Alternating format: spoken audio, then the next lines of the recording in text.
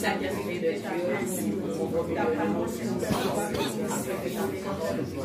ta parole, ta parole, soit magnifique, soit exaltée,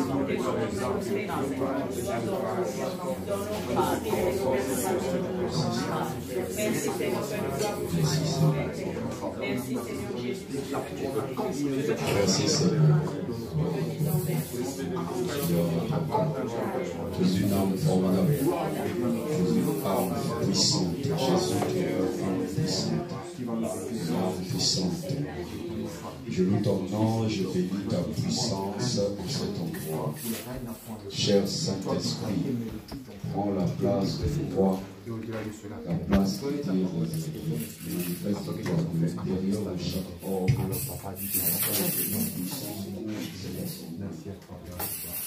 cher Saint-Esprit, cher Saint-Esprit, nous ne disons que toi, Père. Aucune pensée qui donne la mort, car toi tu donnes la vie. Cher Saint-Esprit, nous voulons continuer à être connectés à toi. Déversons-nous les richesses et la bonté de Dieu. Déversons-nous le royaume qui nous vivifie. Efface nos pensées et nos raisonnements et installe les tiennes qui donnent la vie. Merci Père de ta présence.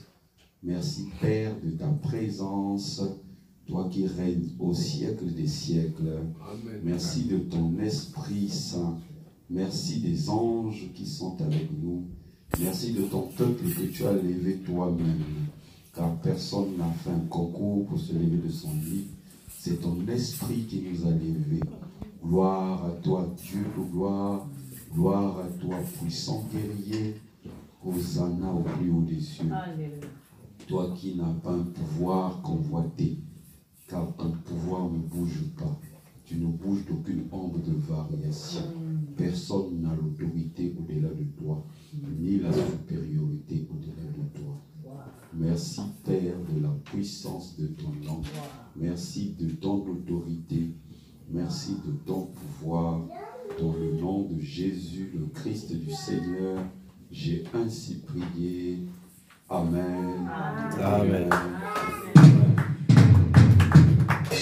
La joie du Seigneur est ma force. La joie du Seigneur est ma force. La joie du Seigneur est ma force. La joie du Seigneur est ma force. Et la joie. Reste dans la joie, reste dans la joie. Reste dans la joie.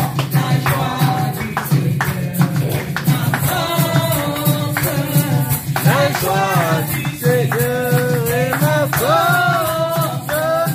La joie du Seigneur est ma force. Si tu veux cette joie, il te faut danser. Si tu veux cette joie, il te faut danser. Si tu veux cette joie, il te faut danser. La joie du Seigneur est ma force. Danse, mon frère, danse, danse. Regarde pas tes soucis, d'où tu viens. La grâce, est-il le bonheur, finalité, immédiat. La joie du Seigneur est ma force. Et si tu veux cette joie, il te faut sauter.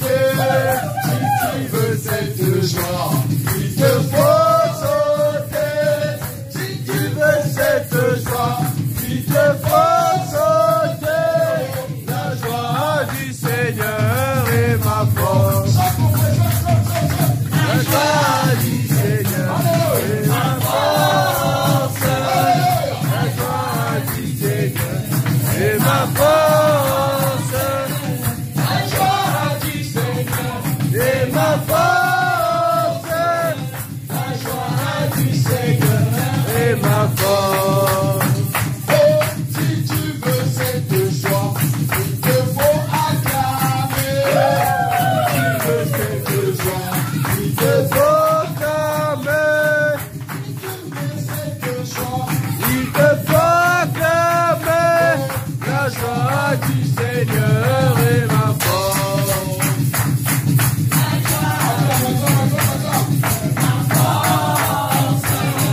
La joie du Seigneur est ma force.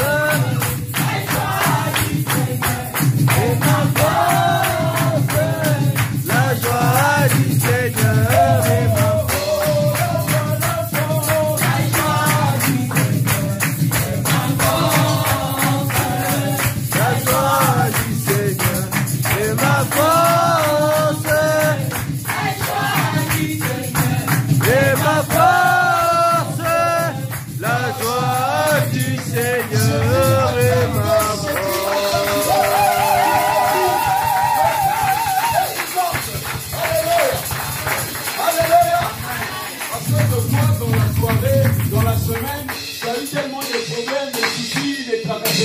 le temps de danser. Parce que quand tu danses juste par forcing, c'est pas vrai. Il faut danser par la joie. Alléluia. C'est la joie qui te fait danser. La Bible dit, tu rentres dans les parvis avec des cantiques. Tu rentres aux portes de la ville avec des louanges. Alléluia. Rentrer aux portes, c'est saisir Christ lui-même. Quand tu viens, tu loues. Tu loues Dieu pas parce que tu veux louer ton corps. Tu loues Dieu pour ce qu'il a fait pour toi. C'est très très important. À chaque fois que tu as une situation, tu loues Dieu. Il dit, tu rentres dans les portes de la ville, Jésus lui-même, avec des louanges. Psaume chapitre 100. Alléluia. Amen. Je t'invite à t'asseoir dans la présence du Saint-Esprit. Merci la chorale. On va danser. On va j'avais trouvé quelque chose de louange. Alléluia. Alléluia. Nous sommes donc dimanche 26 janvier 2020. C'est le dernier dimanche du mois de janvier. Il n'y a pas longtemps, tu as célébré donc la fin d'année. Et il n'y a pas longtemps que tu as célébré la nouvelle année. Et il n'y a pas longtemps que tu as commencé le mois de janvier 2020. Tu as sautillé pensant que 2020, tout devait tomber par terre. Donc, tout devait venir du ciel. Parce qu'on a dit 2020. Alors que Dieu t'a conçu d'étape après étape. Étape après étape. Ce n'est pas une année qui vient bouleverser le calendrier de Dieu dans notre vie. Alléluia. Ce n'est pas une année, même si tu penses qu'il faut faire des vœux, ça ne change rien du dessein de Dieu pour toi. Si Dieu a dit, tu vas attendre 20 ans pour arriver à tel endroit, tu attendras 20 ans. Tu attendras. S'il a dit 3 mois, tu feras 3 mois. Tu mettras les 3 mois. C'est Dieu qui décide. C'est pour cela que quand tu rends gloire à Dieu, tu rends gloire de ce qu'il lui-même il a décidé. Pas de ce que toi tu peux penser. Alléluia. Amen. Donc nous sommes donc dans l'année, toute l'année 2020. Dieu nous a donné ça comme l'année de l'intercession. Et nous sommes en train donc de continuer le programme de l'intercession. Comment est-ce qu'un homme peut intercéder sans ouvrir sa bouche? Comment un homme peut intercéder sans parler? Juste par les chants. Et ce matin, donc le thème, avant d'aborder le thème, le Seigneur, pendant que j'étais en train de méditer, il m'a demandé, avant donc de rentrer dans le thème de ce matin, de lire Deutéronome 18. Alléluia. Deutéronome chapitre 18 à partir du verset 18. Et moi-même, je suis allé lire ce Deutéronome-là. C'est-à-dire que si chaque personne pouvait lire ce Deutéronome, chaque personne qui aspire à servir, à se lever et à parler de la part de Dieu, alléluia. La sœur Christine, il y a une Bible à côté. Deutéronome chapitre 18.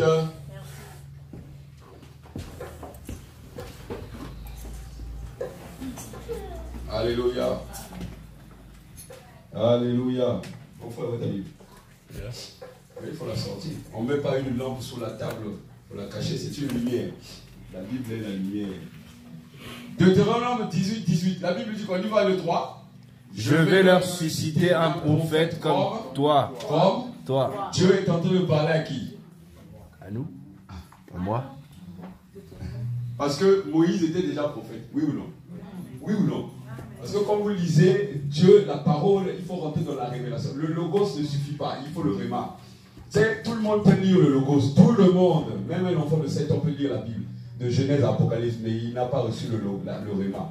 Donc, là, il te parle à toi. Je vais te citer un prophète comme Toi. l'un de leurs compatriotes. Oui ou non? Amen. Je mettrai mes paroles dans sa et il leur transmettra tout ce que je lui. Donc si un homme se lève devant les hommes et que ce n'est pas Dieu qui lui a parlé, cet homme parle de son propre chef. Alléluia. Et ce qu'il déclare donnera forcément la mort par la vie. Beaucoup de gens par le courage ont pris la parole, ont commencé à parler devant les hommes sans que Dieu ne lui dise ce qu'il faut dire au peuple. On va lire la suite. Il faut que chacun soit conscient de cela. Ça ne sert à rien de détruire sa propre vie. La suite, mon frère. Il dit, et si quelqu'un refuse d'écouter ce qu'il dira de ma part, ce qu'il dira de Ma part. c'est-à-dire qu'il y a une condition. Entre l'homme qui se lève à une condition et celui qui écoute aussi à une condition. Donc si l'homme de Dieu a été envoyé par Dieu et parle de la part de Dieu et que tu n'écoutes pas, il dit, je lui en demanderai contre moi-même. La suite, mon frère. Parce que toi et moi, aujourd'hui, il y a un qui se lève, qui parle, mais toi tu écoutes. Donc on fait les deux ensemble. Mais si un prophète, c'est-à-dire établi, parce que Dieu n'a pas dit si un homme, comme Dieu dit, il parle à Moïse, il dit du vrai prophète que lui l'a établi. Tous les prophètes ne sont pas établis pour parler. Alléluia. Oui? Non. Tout homme que Dieu a élevé n'est pas fait pour parler. Tout homme que Dieu élève est fait pour autre chose que Dieu lui a confié. Il dit si un prophète, il dit pas un homme, donc, mais si un prophète a l'audace c'est le courage. Comme Dieu lui parle un peu des choses qui vont arriver, il pense qu'il peut parler. A l'audace de prononcer en mon nom un message dont je ne l'ai pas chargé, ou s'il se met à parler au nom d'autres divinités, il sera mis à mort. Il sera Mis à mort. Il sera Mis à mort. Il sera Mis à mort. Dieu peut te parler, mais Dieu ne t'a pas dit d'aller parler. Il y a ce qu'on appelle les secrets avec Dieu. Ton agrandissement se fait entre toi et Dieu. Dieu te fait grandir, mais il ne t'a pas dit d'aller parler. C'est pour ça qu'à chaque fois que tu veux parler, comme tu dis, Seigneur, je veux dire quoi? Je n'ai rien à dire. Qu'est-ce que tu veux dire? Ok, je vais te dire ce que tu vas dire. Nous sommes dans l'intercession. C'est qui le maître de l'intercession? C'est Jésus, non? Oui ou non? Jésus, avant de faire quelque chose, il demandait l'avis de qui? Jésus n'est-il pas le Fils du Très-Haut? Dieu n'a-t-il pas parlé sur Jésus dans le Jourdain, Luc chapitre 23, verset 21? Il n'a pas parlé. Dieu n'a-t-il pas dit que voici celui-ci est mon fils avec Esaïe? Pourquoi Jésus, malgré tout ce que Dieu lui a dit, il est obligé de demander à mon Père ce qu'il doit dire? Pourquoi? Parce que la parole que Dieu sort le jour suivant n'est pas la même parole d'hier, n'est pas la même parole d'hier, n'est pas la même parole d'hier. Elle a eu son accomplissement hier. Aujourd'hui, c'est une autre parole, car la manne ne peut pas pourrir, la manne donne la vie. C'est pas parce que tu as reçu une révélation hier que ça a soigné des gens, ça a guéri les gens, que demain c'est la même révélation. Demande toujours à Dieu, qu'est-ce que je vais dire? Parce que ce que tu vas dire va donner la vie à certains d'autres. Cette parole d'hier, quand tu vas la donner 2 fois, ne donnera aucune vie parce qu'elle est périmée. Dieu parle à un homme et une femme ce matin. Il dit, il sera mis à mort. La suite, mon frère. Lorsque j'étais en train de préparer le message dans la semaine, j'ai eu cette parole hier soir. Peut-être vous demanderez-vous, comment saurons-nous qu'une prophétie ne vient pas de l'Éternel? Parce que dans ces temps actuels, il me dit, il y a beaucoup de confusion. L'ivraie et le bon gré se confondent car ils ont les mêmes couleurs, les mêmes dispositions. Ils font les prodiges et tout c'est confondu. On ne sait pas qui fait quoi. Et les chrétiens, maintenant, ne doutent même. Même quand ils vont à l'église, comment ça dit, le pasteur là, il a mis du verre là, il vient d'où lui là? Hier soir, il était où là? Ah, le pasteur a fait des miracles, mais est-ce que c'est Dieu? Alléluia. Ça devient la confusion. Et Dieu dit, comment sauras-tu que ce que cet homme dit est vraiment vient de moi? Il te dit la réponse. Parce que j'ai posé la question de savoir à Dieu lui-même. Hein. Excusez-moi, mais j'ai dit à Dieu, notre Père, pour savoir est-ce que c'est toi qui parles. Comment je peux savoir que c'est toi? Parce que des fois, il y a des voix qui te parlent qui ne sont pas les voix de Dieu. Amen. Alléluia. Il faut, Dieu c'est ton papa. Quand tu dis, est-ce que c'est toi? Est-ce que c'est toi? C'est toi qui parles. C'est ce que je dois donner. Il dit, comment tu vas savoir, mon fils, que c'est moi qui parle? Sachez donc que si le prophète annonce de la part de l'Éternel une chose qui ne se réalise pas, si sa parole reste sans effet, c'est que son message ne vient pas car ce que Dieu dit s'accomplit toujours. Ce que Dieu dit s'accomplit toujours. Il a commencé par dire, si le prophète parle en son propre chef, il va subir sa mort. Et celui qui écoute, s'il n'entend pas, je veux m'en occuper moi-même.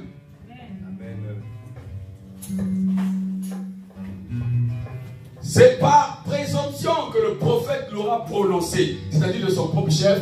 Vous ne vous laisserez donc pas impressionner par lui. Parce que tout ce qu'il dit n'est que mensonge. Il parle de son propre chef. Il est imaginatif. Il est un petit devin.